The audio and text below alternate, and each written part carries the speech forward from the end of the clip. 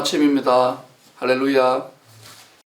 오늘은 정원희 목사님하고 우리 이제 교육자들과 성도님들도 공감할 수 있는 멘토링 시리즈라는 것을 해보려고 합니다.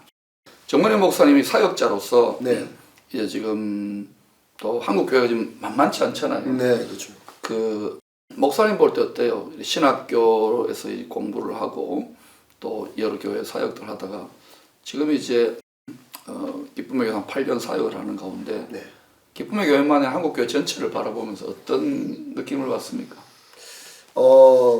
이제 신학교 다닐 때나 좀 제가 30대 초반 젊을 때는 패기도 있고 그때는 사실 뭐 무서운 거 별로 없었는데 요즘에는 이제 결혼하고 아기가 생기다 보니까 앞으로 목사님한테 혼날 것 같은데 어떻게 먹고 살아야 될까라는 진짜 어떤 생존의 어떤 고민이 있고요. 갈수록 더 목회하기 힘들어지고 제가 40대 50대 되었을 때 그 목사의 사명을 정말 감당할 수 있을까라는 고민이 많습니다. 그러니까 한 해 한 해 우리의 영적인 토양이 아주 척박하고 맞습니다. 딱딱하지 또 목회자들 서로 힘드니까 서로 경쟁하거나 더 치열이죠. 그러니까 이게 블루오션이 돼야 되는 레드오션이 되는 것 같지 않습니까? 맞습니다. 그러니까 뭐 비극적인 말이지만 교회적은 교회가 되고 목사의적은 목사가 되고 이거는 정말 비성경적인데 사단에게 속는 건데 맞습니다.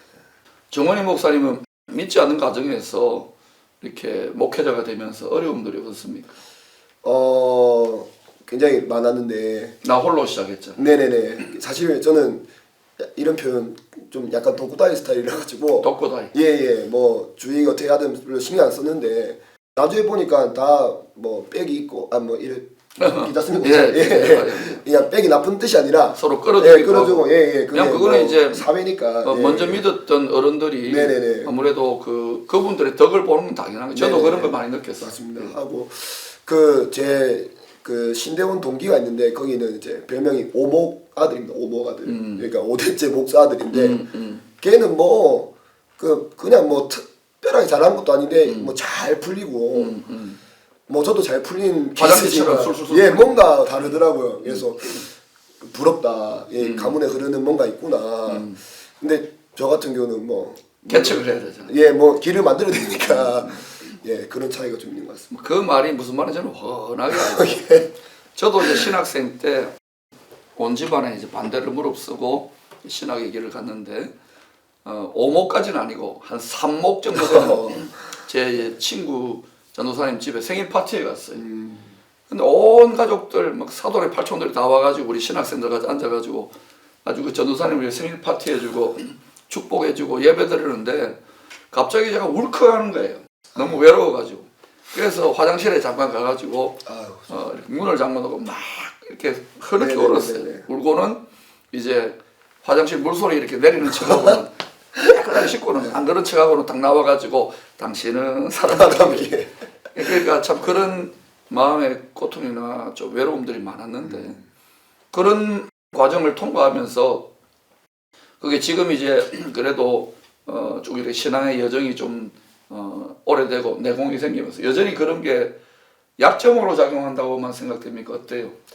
뭐 약점이 또 강점이 될 수 있으니까 사명이 또 다른 거고 일단은 계속 담임 목사님 옆에 계시는 분이라도 담임 목사님을 볼 때 제가 왜 인생의 멘토로 삼냐면 말은 누구나 할 수 있습니다. 근데 그 말을 실행하는 사람은 많이 없거든요. 제가 가까이서 볼 때 이렇게 이 나이대에 또 이 정도 내 나이가 어땠어? 나이가 많다는 뜻이 아니라 이제 모든 것들을 갖추시는데도 불구하고 끊임없이 실험하시고 끊임없이 이제 발전해 나가시는 모습 보면서 이게 제가 50대 되었을 때 60대 되었을 때 저 열정을 가지고 있을까 또 그 열정대로 살 수 있을까 많이 고민하고 있습니다. 요즘은 너무 열정적이어서 열정을 좀 식혀야 되는 부분이 필요한데 아닙니다. 이제 위기에 너무 이제 교회도 나라도 위기에 처했다고 생각되어서 이렇게 나아가는데 저는 이제 이런 믿지 않는 가정 지금도 저희 가문이나 가정에 영적인 또 갈등이나 싸움들이 있고 그런데 그런 가운데 제가 느끼는 것은 이 자체가 하나의 제가 하나님께 부름받은 사명을 위한 훈련의 장이었구나. 훈련의 시간이 그래서 지금은 그런 것들에 대해서 좀 익숙해요. 네. 갈등이나 상처나 외로움이나 때로는 비참한 이런 것들도 네네. 돌아보면은 맞습니다. 이겨내고 나면은 추억이 되고 네. 또 이 땅의 삶은 저기 가면은 추억으로 다 끝나잖아요. 그래서 그런 부분에 이제 조금 철들었다 할까요? 조금 성숙해졌다 할까요? 전에는 그게 나의 결핍이고 나는 왜 오목이 아닐까? 나는 왜 삼목이 아닐까? 맞습니다. 나는 부모님들 다 기도해주고 네. 이렇게 좀 쉽게 끌어주지 못하나 이런 열등감이랄까? 부러움도 있고. 부러움이 있는데 네. 그런 거 전혀 없어요. 왜냐하면 우리 아버지가 하나님입니다. 아멘. 네, 그래서 하나님이 또 더 걸어주시는 게 아마 정 목사님 그런 걸 느낄 거예요. 교회에 서로 마음이 통하고 서로 섬기고 사랑의 교제를 나누는 성도들이 가족같이 느끼지 않습니까? 예. 교회가 피난처 같은 느낌이 들죠. 아멘. 네, 맞습니다. 저도 그래서 사실은 우리 그러잖아요. 집안이나 일가들이지만은 서로 이렇게 영이 마음이 교통하지 않으면은 무늬만 혈통적으로만 가족이지. 네. 그러나 이제 우리는 성령 안에 교통이 일어나는 가족. 그래서 참 교회가 더 소중하다는 생각이 드는데, 자 오늘 이제 우리 정문희 목사님 모시고 잠깐 이제 멘토링 이야기하는데 지금 현재 이제 지금 코로나 바이러스 현 상황에서 네. 목사님이 아까 제일 그 고민이 되는 게 이렇게 진로, 네. 그다음에 뭐 어떻게 해야 되나 이런 네. 고민들이 있다 그랬죠. 네. 네. 그런 부분을 어떻게 실험합니까? 여전히 좀 답답하고 근심과 염려가 많습니까? 어떻게 실험하고 있어요? 일단은 아무도 가보지 않는 길인데 이제는 그 길을 선택으로 간 게 아니고 모든 사람이 다 가야 되는 담임 목사님 지난번 말씀하신 것처럼 코로나 이전과 이후는 완전 바뀌는 것처럼 아무도 가보지 않는 길을 가야 되는데 그러려면은 한 번도 해보지 않은 일을 해야 된다 라는 일단 그 하나의 그 생각은 잡았고요. 그래서 무엇이든 제한하지 말고 하나님 안에서 하나님의 말씀의 어떤 진리 안에서 도전해보고 생각 들었습니다. 근데 이제 제가 이제 마지막으로 이 권변을 드리고 싶어요. 네. 17년 전에 기쁨의 교회 부임했을 때 로마서 8장 13, 14, 15절에 근거해가지고 무릇 하나님의 영으로 인도함을 받는 그들은 모두 하나님의 자녀라. 아멘. 성령의 인도를 받아야 되는데 그러려면 순간순간 솟아나는 육신을 죽인다는 말이 영으로서 네. 육신의 생각, 육신의 소욕, 육신의 정욕을 죽이는 걸 말합니다. 로마서 8장 6절 이하에 보면은 육신의 생각은 하나님과 원수가 되고 하나님 앞에 굴복 못하니까 육신의 생각과 육신의 정욕을 자꾸 성령으로 말씀으로 죽여가면서 성령의 인도를 진짜로 받아야 돼요. 네. 이게 뭐 새로운 길을 개척하고 이런 게 중요한 게 이전에 누가 같은 길을 갈 수도 있어요. 네. 그러나 각자의 부르심과 사명이 다르거든요. 그 길을 이렇게 걸어가야 되는데 너무 내가 이렇게 내 생각으로 난 이 길로 가야 돼. 그게 너무 강하면은 네. 오히려 그게 제가 그래서 정 목사님이 나는 무조건 개척이다. 그것도 내려놓으라는 거예요. 아, 예. 그러니까 하나님이 전혀 다르게 인도해 갈 수도 있어요. 저는 사업입니다 하고 사업을 놓고 금식기도까지 했는데 비즈니스맨 하나님이 그걸 내려놓게 만드는 게 오히려 힘들었어요. 그러니까 그 뭐랄까 백지 상태에서 네. 물론 지금까지 하나님 인도하신 그 과정들이 있겠지만 내가 하나님의 인도함을 점점 받고 있다는 성령의 이끌림을 순간순간 받고 있다는 계속해서 이 확정이 되어지면은 아주 불이 붙어요. 초점이 잡히기 때문에. 그래서 리더십 용어 중에 focused life라는 게 있어요. 갈수록 초점이 맞춰야 되는데 네. 초점이 이렇게 흐려지면은 나이가 들어갈수록 점점 열정이나 또는 파워가 생기기보다는 이렇게 무기력해지거나 네. 겨우 버티거나 이렇게 되는 거예요. 그게 쉽지 않다는 걸 알아요. 그런데 지금은 새로운 돌파구를 여는 하나님의 사람들이 필요하기 때문에 네네.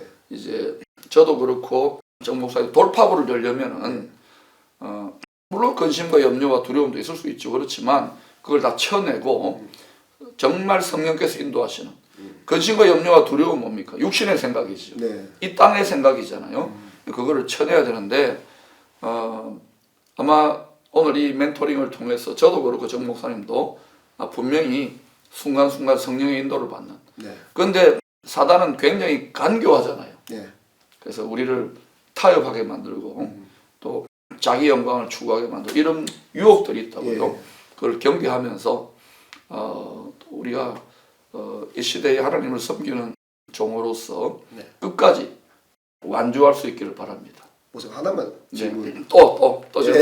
예, 이거는 그 늘 좀 고민이 있었는데 이게 자기 사명이랑 자기 영광을 추구하는 거랑 이게 사실 한 끗 차이인데 네. 이게 분별하기가 좀 쉽진 않더라고요. 맞아요. 맞아요. 그거 좀 팁을 주시면 분별하는 팁. 우리가 가다가 보면은 사역 때문에 목회자도 영광스러울 수 있습니다. 그런데 그때 조심해야 될 것이 따라오는 영광은 괜찮아요. 덤으로. 그런데 저는 이때는 이 비유를 쓰고 싶어요. 우리가 나귀인데 예수님 우리 위에 탔어요. 네. 예루살렘 성전으로 갈 때 예수님을 보고 막 박수를 치는데 우리를 타고 가시는 네네. 그런데 막 박수를 치는데 우리가 설교를 좀 하거나 뭐 이렇게 사역을 잘할 때 굉장히 목사님 뭐 이렇게 하잖아요. 예. 그러면 나한테 박수를 치는 줄 착각해요, 사실. 우리 위치에 우리 위에 타고 가시는 네네. 우리는 몸종이고 노비고 사랑받는 나귀예요. 물론 또 신부고 그죠? 네네네. 아들이지만 그러니까 자기 영광이 올라오거나 내가 이렇게 이게 제일 치명적이에요, 사실은.